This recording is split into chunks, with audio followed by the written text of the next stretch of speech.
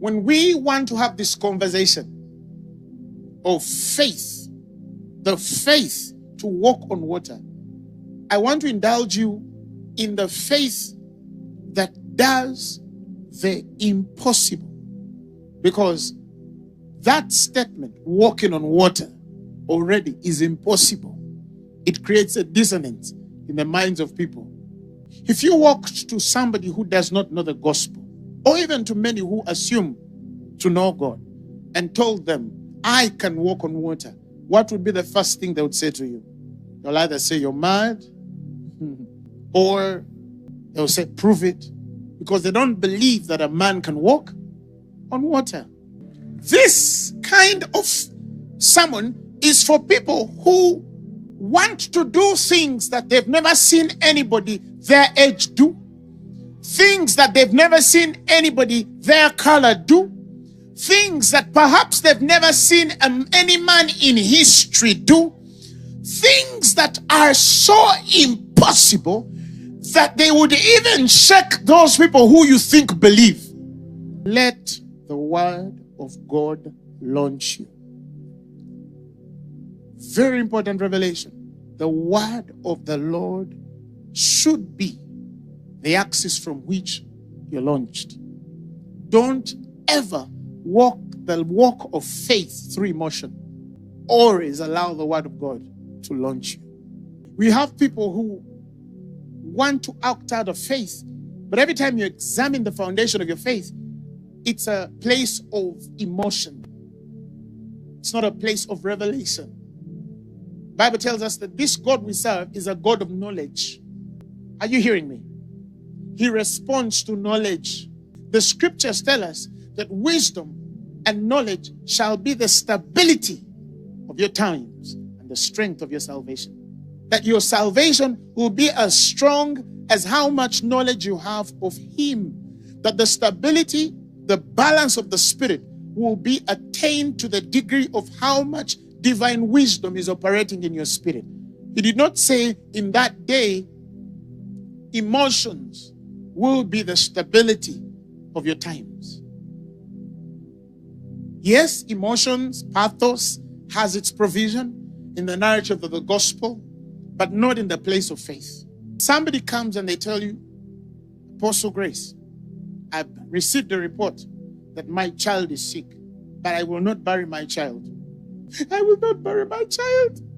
I refuse to bury my child. And then when you hear them crying, you hear emotions. You don't hear faith. You hear emotions. Oh, my father, they've told me, I've had a report that my father is dead. Right? And they say, but I refuse to believe it. My father is not dead. So if you don't believe that your father is dead, why are you crying like one whose father has died? There's somebody say, it's human, Apostle. I'm emotional. You're right.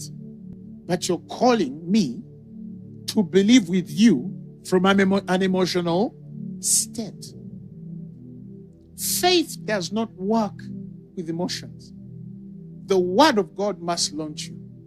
Peter, along with all the other disciples, are on the boat. The waves are tossing. The wind is boisterous. They see Jesus coming, walking on the very sea that could drown them any time. And they're afraid. He tells them, do not be afraid. It is I. Peter wants to experience the next level of faith. And what does he do? The verses 28, he says, Lord, if it is you, command me to come. Peter did not say, Father, Jesus, I suspect it could be you. Let me walk to you by faith. Right? He said, if it be you, command me, launch me with your word, bid me to come. Do you get the point?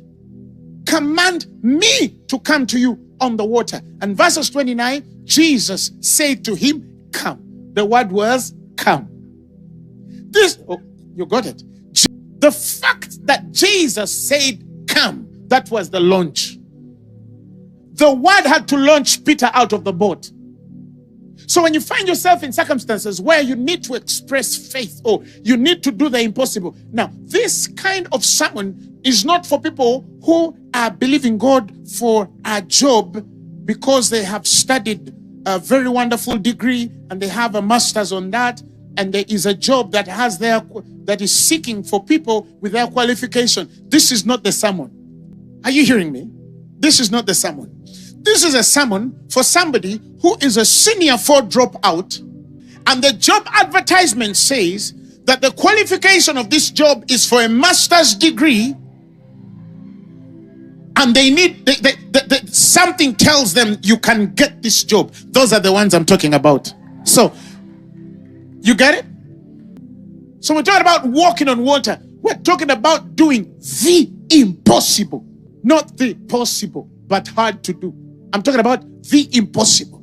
This sermon is for somebody who's been told that your brother is in a mortuary right now and he is cold. This is the sermon. That we have checked the pulse of your baby and the heart is not beating. This is the sermon. That you will never make it. You can never cross here no matter what you do, because people your kind cannot cross. This is the sermon. And God says, don't go on that water without the word. Yes, they have said that your body is sick or you have stage 4 cancer. God forbid. And there is nothing medically that can be done. You don't just, I refuse, I cannot die. Oh, no. What? Launch out firstly. Be launched, by the word. What does the word of God say? That's the beginning.